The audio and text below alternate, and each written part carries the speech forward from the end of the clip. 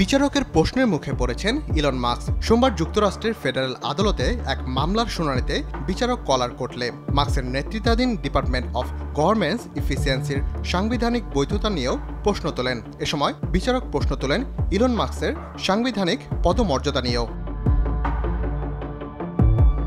তবে বিচারকের এসব প্রশ্নের কোনো সদুত্তর দিতে পারেননি পাবলিক প্রসিকিউটর ব্র্যাডলি হামফোর আদালতকে বলেন, ইলন মাস্ক মার্কিন প্রেসিডেন্টের একজন ঘনিষ্ঠ উপদেষ্টা, এর বাইরে তিনি কিছুই জানেন না।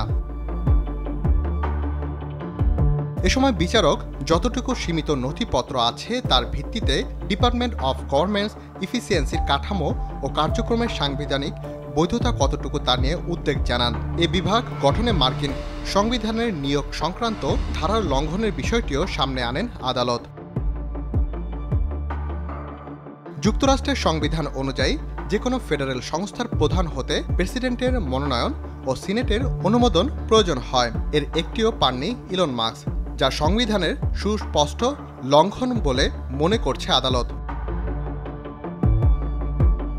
দ্বিতীয় মেয়াদে ক্ষমতা গ্রহণের পর সরকারের ব্যয় ও অপচয় সংকোচন ইলন মাস্ককে প্রধান করে ডিপার্টমেন্ট অফ এফিসিয়েন্সি নামে একটি বিভাগ খোলেন মার্কিন প্রেসিডেন্ট ডোনাল্ড ট্রাম্প। এরপর থেকে বিভাগটি বাংলাদেশ সহ পৃথিবীর বিভিন্ন দেশে ইউএসএইডের বিভিন্ন আর্থিক প্রকল্প বাতিল, তাদের কর্মী ছাঁটাই সহ বিভিন্ন পদক্ষেপ গ্রহণ করছে।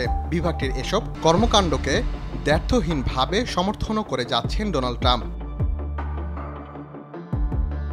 প্রেসিডেন্ট ট্রাম্পের নিরঙ্কুশ সমর্থন থাকলেও ইলন মাস্ক ও তার নেতৃত্বাধীন ডিপার্টমেন্ট অফ গভর্নমেন্ট এফিসিয়েন্সি নিয়ে আদালতের এ ধরনের মন্তব্য ভবিষ্যতে প্রতিষ্ঠানটির কার্যক্রমকে আইনি বিপদের মুখোমুখি করতে পারে বলে ধারণা করছেন বিশ্লেষকরা। তবে বিচারকের উত্থাপিত শঙ্কার বিষয়টি বাধ্যতামূলক কোনো আদেশের অংশ নয় বলে জানান মার্কিন গণমাধ্যম। রাকিব হাসান, RTV।